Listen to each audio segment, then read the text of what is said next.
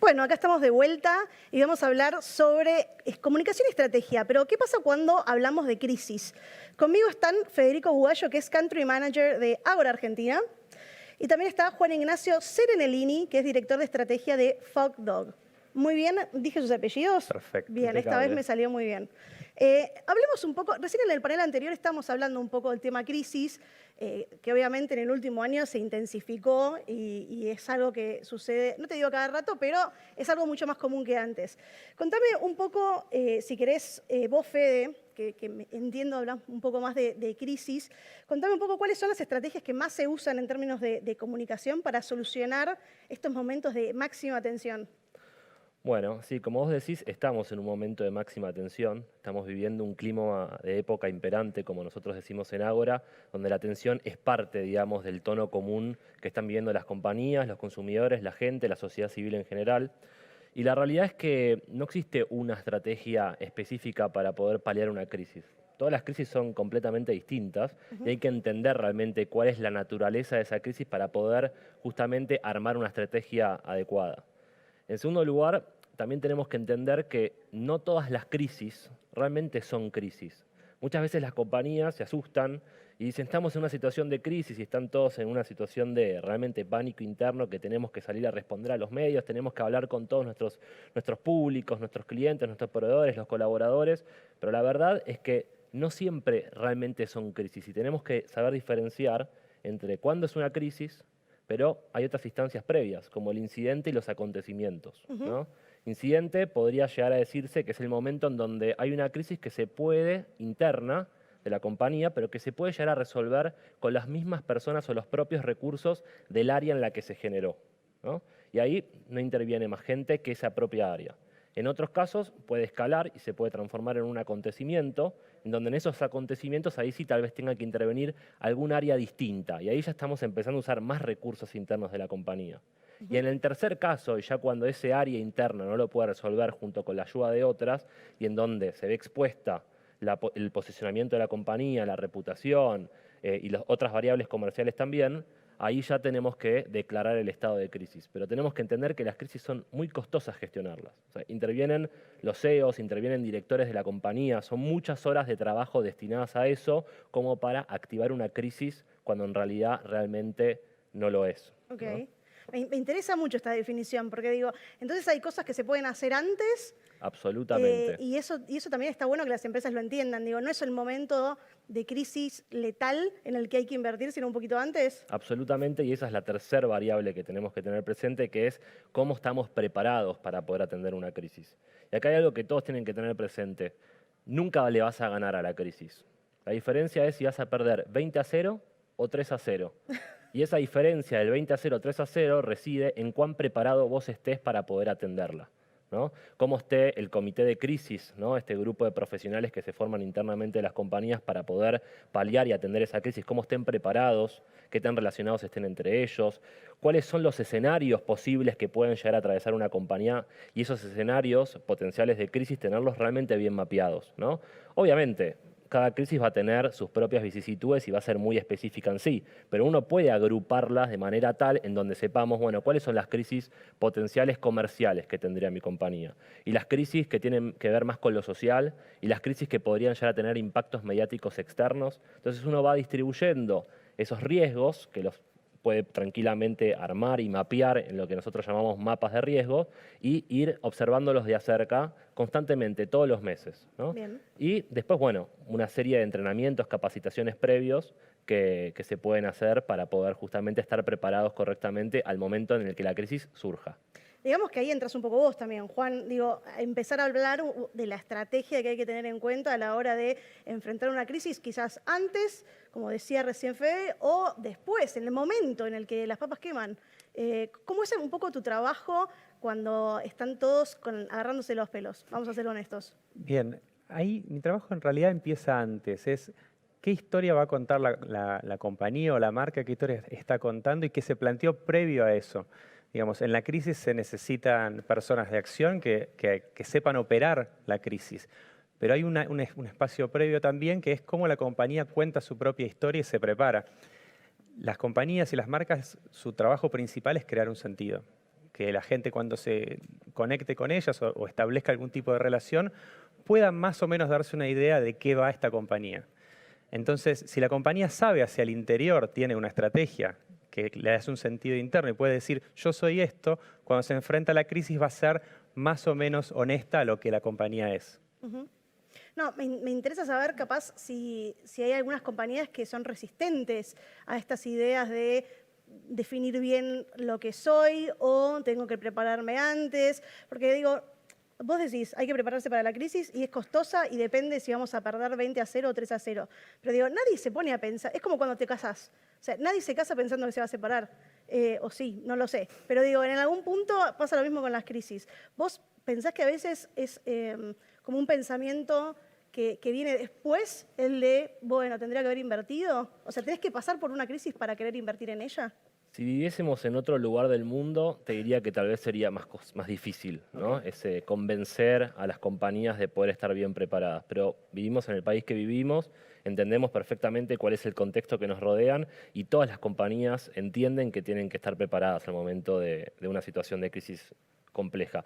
Y en los casos en los que no, les va a tocar tarde o temprano, y en esas situaciones es en las que aprenden a que hubiese salido todo mucho mejor si están correctamente preparados, sobre todo por todo lo que pierden, ¿no? Porque se pierde mucho. Una crisis puede realmente llevar a una compañía a la quiebra, el valor, digamos, intangible de la reputación de la compañía también se pierde, y todo eso que se construye, que contaba recién Ignacio, y todo ese relato automáticamente se cae si uno no está realmente preparado, ¿no? Bien, y el relato de posicionamiento de marca, ¿no? ¿Cuál es la forma más efectiva, diría Juan, de instalar esta cuestión intangible, la que habla Fede, en el mercado? Total. Mira, para instalar una marca, lo que tenés que hacer sobre todo es ser arriesgado. Es como si yo sacase acá la guía de preguntas que tengo, la rompo acá y la dejo. Ahí estoy instalando mi propuesta. Digo, vengo a improvisar, supongamos, que fuese esa la idea. Ese es un acto arriesgado. Esa es una forma de instalar una marca. Ahora, después de ese primer acto, que significa confiar en una idea, y se te ocurrió hacer eso y es interesante para las personas, después tenés que contar una historia. Y ahí es donde es mejor presentar verdades y contar verdades que fabricar percepciones. Porque a la primera puede salir bien, a la segunda también, pero en el largo plazo, como decía Fede, lo que queda es tu reputación y es tu consistencia en el tiempo y es la historia que vos le querés instalar a las personas sobre vos mismo. Entonces, es sobre todo creer en las ideas y tener bien claro qué soy y qué historia vengo a contar. Y vos, en tu relación con los clientes, ¿sentís que a veces la historia que quieren contar es una historia difícil de contar?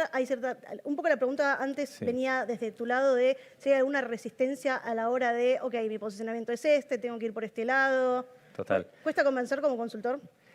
El problema que tienen hoy muchas compañías, recién en el panel anterior hablábamos de compañías que dijo, cada vez que digo banco tengo que dejar 100 pesos. Sí. Pero justamente porque lo que pasó en los últimos 2, 3 años no tiene nada que ver con lo que pasó en los últimos 30. Y si eso lo trasladás a las personas, por ejemplo, están con los grandes fenómenos de este tiempo de incredulidad en los grandes relatos, tratan de buscar relatos unificadores, Brexit, Trump, etc., Make America Great Again, Take Back Control, son relatos que unifican. A las compañías estos últimos años cambió tanto el contexto que les cuesta crear sentido hacia el interior de qué soy yo. Entonces hay una resistencia, no voy a dejar de ser lo que era, que me trajo hasta acá, pero sin embargo tengo que contar lo que voy a hacer hacia adelante. Cómo trabajar, unir ese relato, es parte del desafío estratégico de cualquier estratega y que lleva una marca. Y aparte me parece que es recontra difícil seguir siendo lo que siempre fuiste, pero a la vez cambiar. Claro. Hay un riesgo muy importante ahí. Digo, capaz, en el caso de las compañías, digo, en algún punto no sé, tu cliente puede pensar que cambiaste demasiado, que ya no sos lo que eras, o sea, en perder tu esencia. Exactamente. Bueno, justamente a eso me refería con trabajar sobre verdades. Cuando trabajás sobre verdades, vos estás trabajando sobre el fondo de tu compañía y de tu marca. Cuando trabajás sobre el fondo, vos podés fragmentarte en tu audiencia, en distintos touch points, hablarle de una manera uno a otro, pero si alguien te ve de un poco más lejos, tiene todo un sentido único. De eso se trata un poco también. Muchas compañías en este tiempo también están muy ansiosas por qué tengo que decir. Y muchas veces lo más interesante no está en lo que tengo que decir, sino en lo no dicho. Cómo lo dicho y lo no dicho tiene que ver con la estrategia. Y vos cuando encontrás una marca que dice, no, esta marca tiene una estrategia clara, es porque tanto lo que es como lo que dice y lo que no comunica, pero se muestra de esa manera, es consistente. Bien. Te quiero hacer una última pregunta antes de pasar otra vez al tema crisis, pero porque me interesa desde el punto de vista del consumidor. Digo, a veces corremos el riesgo de que algunas empresas quieran subirse como alguna tendencia o alguna moda a la hora de comunicar que no está muy alineado con sus marcas. Viste que está toda esta cuestión de, no la sustentabilidad, pero que ya me parece que está mucho más arraigado, sino algunos temas de inclusión social, diversidad, que son importantes para las personas, pero no necesariamente están alineados con la comunicación de marca de muchos de ellos. ¿Qué pensás al respecto? Total. De hecho, es una tentación quedar expuesto frente a un tema y decir, no, yo ahora soy esto. Y construir tu historia a través de los días de. ¿Hoy qué día es? Es el día de la naturaleza. Entonces yo tengo que hablar de la naturaleza. Es el día de. Y a veces hay que evitar meterse en temas si no tienen que ver con tu historia, si no tienen que ver con lo que vos querés contar de vos mismo y que quedás bien. Entonces, sí, sin duda es una tentación, sobre todo ahora que antes era mucho más sencillo cuando había tele, radio, diarios, etcétera, que eran pocos medios, pocos streams. Hoy hay múltiples streams para los cuales interactuar y los cuales de alguna manera son tentadores para meterse, interactuar con las personas, pero a la vez tenés que saber que si te metes ahí podés quedar con un mensaje no acorde a ese stream en el que te estás metiendo. Pero, quiero meterme en Twitch. Quiero meterme en esto. ¿Y qué haces ahí? ¿Y qué vas a contar? ¿Y esa gente qué está esperando de vos? ¿Lo vas a interrumpir o les vas a contar algo? ¿Vas a tener una conversación? Ahí está un poco la idea. Es muy bueno esto que contás. Y pensando también en que a veces uno habla de más, ¿no? Para las marcas que hablan de más y capaz se meten en una crisis impensada, ¿qué les recomendarías? Digo, ¿hablar menos? Bueno, obviamente que hay que decidir realmente si vamos a ser proactivos o reactivos frente a una situación de crisis, ¿no? Y eso tiene que ver con salir a hablar porque siento que estoy en una crisis y tengo que hablar con los medios, con todo el mundo, cuando en realidad tal vez si salís a hablar lo único que vas a estar haciendo es tirarle más oxígeno, digamos, a ese fuego para que se siga alimentando y la crisis sea todavía más grande. Entonces, uno tiene que salir a hablar siempre y cuando tenga algo para decir realmente, ¿no? Y saber en qué momento. No quiere decir que uno se tenga que ocultar. Pero también hay mucha situación hoy en día que son crisis que uno o se las autogenera o salen operadas, ¿no? Por otras partes que quieren que esa compañía o ese sector esté en crisis. Y si uno sale a responder absolutamente todo en el mismo momento en el que sale, y bueno, seguramente lo único que estemos haciendo es alimentar esa operación que otro me hizo para justamente que mi compañía entre en esa crisis. Entonces hay que saber también ser cautos, ¿no? Okay. La crisis surge muy rápidamente y muy rápidamente escala, pero no quiere decir por eso que rápidamente voy a tener que salir yo a decir algo al respecto, sino que tengo que saber parar la pelota, analizar mi situación y definir con cada uno de los públicos que intervienen en mi compañía si voy a ser proactivo o si voy a ser reactivo, ¿no? Y dependiendo después de eso, bueno, ¿cómo voy a comunicar? ¿Qué les voy a decir? ¿No? Que eso también tiene mucho en línea, está muy en línea con lo que contaba recién Ignacio. ¿Cómo armo yo mi mensaje, ¿no? Ante una situación de crisis? ¿Qué es lo que tiene que tener, ¿no? Ese mensaje? Y nosotros siempre decimos desde ahora que hay 3 cosas que no pueden faltar en la construcción de lo que en los momentos de crisis se llama statement, ¿no? De la compañía oposición. Por un lado, el hecho, la verdad, ¿no? De la situación. Uno no puede intentar tapar el sol con las manos. Si yo soy el dueño de una compañía que vende combustible y mi estación de servicio explotó por los aires, explotó por los aires. O sea, eso es una realidad. No puedo decir que eso no sucedió. Entonces, lo primero que uno tiene que hacer es, bueno, sí, esto pasó. Esta situación está pasando. No mentir porque si no, en ese momento perdemos credibilidad. Ahora, automáticamente decir qué es lo que está sucediendo, tengo que decir cómo lo estoy controlando, ¿no? ¿Cuál es mi control como compañía ante ese hecho que sucedió, de la cual soy responsable o por lo menos estoy sumergido en eso?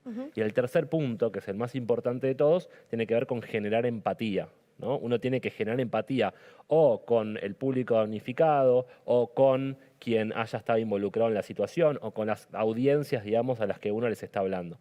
Empatía genuina, digamos, no desmesurada, porque si no, obviamente ahí también vamos a volver a perder credibilidad. ¿Quién es esta persona que me habla como si me conociese cuando no nos conocemos? Es un ¿no? fino a veces, ¿eh? Es muy finito, se cuida cada palabra, pero hay que realmente estar como muy, muy atentos a esa situación. Y esto me imagino que ustedes tienen como clientes empresas grandes, porque cuando hablamos de la inversión, todas estas cuestiones relativas a los públicos que tienen, estamos hablando de marcas que generalmente tienen una audiencia muy, muy grande, o audiencias, como se le dice ahora, muy, muy grandes. ¿Ustedes esencialmente trabajan con grandes empresas o está vedado esta cuestión de trabajar en crisis en pyme porque capaz es muy costoso?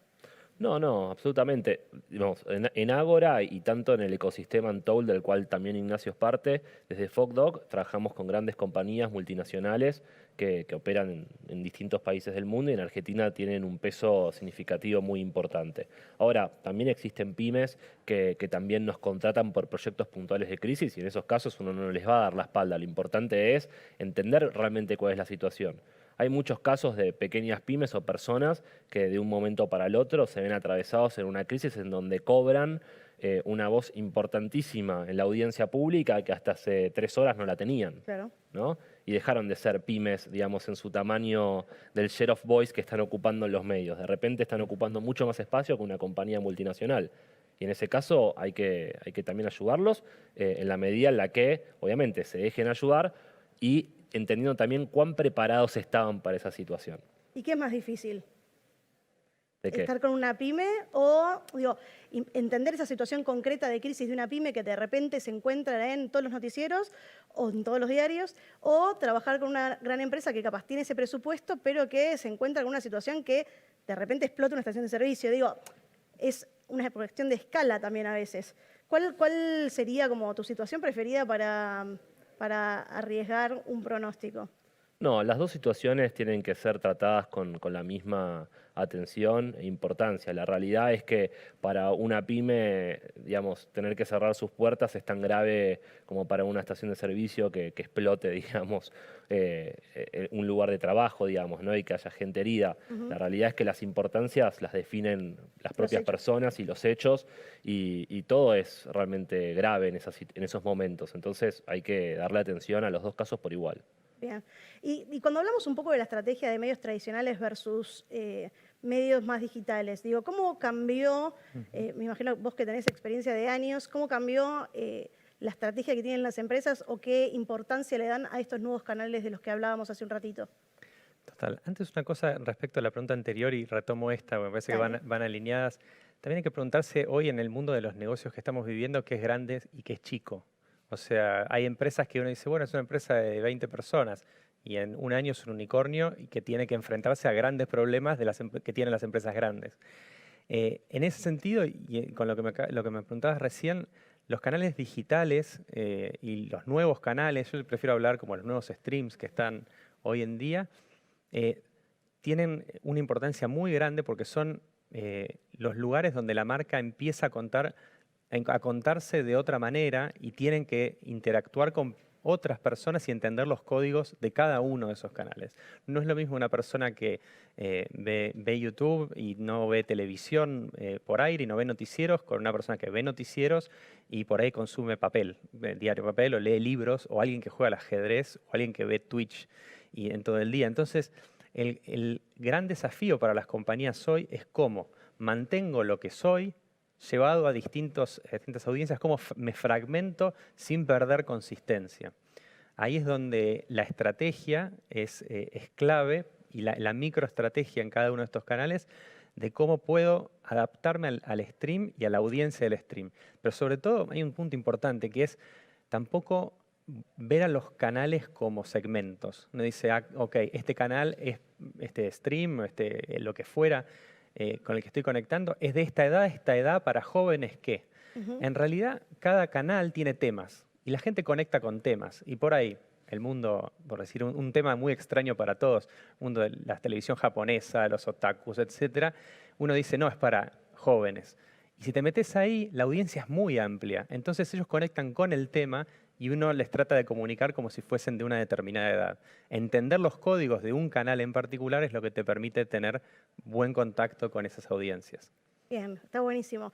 Me encantaría escuchar, como para finalizar un poco este panel, un poco las historias personales, o las historias de éxito, mejor dicho, que tuvieron con algunas de estas compañías que capaz un poco mencionaron, hicimos tal cosa, hicimos tal otra, pero seguramente a nuestra audiencia les interesen también. Fede, ¿querés empezar vos? Mira, Es difícil, como te contaba recién, hablar de una situación de éxito cuando atravesó una crisis una compañía. En realidad es un éxito cuando ni nos enteramos que eso sucedió, ¿no? Y cuando logramos que la menor cantidad de gente y la menor cantidad de medios y la menor cantidad de audiencias se enteraron de esa crisis. Con lo cual, las crisis más exitosas son de las cuales no nos enteramos y vamos a dejar que siga así, en ese sentido. Pero lo que te puedo asegurar es que es también un trabajo súper interesante porque hay una adrenalina que te atraviesa en ese momento de la cual se adueña de tu cuerpo y que está bueno saber también cómo controlarla y depende muchísimo de todas las situaciones con las que hemos atravesado. Hemos tenido de todo, desde asesinos seriales metidos dentro de compañías, desde bueno, aviones que se estrellaban, lamentablemente desvinculaciones masivas de todo tipo y todas esas situaciones, digamos, siempre dejan una huella, tanto en la compañía como en nosotros, porque realmente se transforma en un aprendizaje para lo que pasa después, ¿no? Bien. Ignacio, ¿querés cerrar con alguna experiencia tuya? Dale, a mí siempre me pasa con experiencias que tengo, las más frescas son las últimas. Entonces es como que para mí va por, te voy a contar las últimas dos, pero hace poco estábamos trabajando con una compañía de internet satelital, de internet espacial, argentina, que está compitiendo con, o espera competir con Elon Musk en el futuro. Es una compañía que está empezando a hacer ese desarrollo, pero lo está haciendo. Todavía no es un caso de éxito en el sentido de que están en el camino, hemos terminado un trabajo estratégico con ellos y estratégico de consistencia entre lo dicho y lo no dicho. Un caso a mí que me gusta mucho contar y que me llena mucho de orgullo porque son esas marcas con las que uno transitó toda la vida, son trabajos, por ejemplo, con lo que es para mí una de las marcas más innovadoras de Argentina, que es Einbinbep Quilmes. Somos la agencia de innovación y lo más entretenido y más divertido, más entusiasmante de trabajar con ellos es cómo las marcas que ellos tienen cuentan una historia a través de sus innovaciones, que del fin y al cabo de eso se trata la innovación, cómo hago hablar a una marca a través de la materialidad de un producto o un servicio.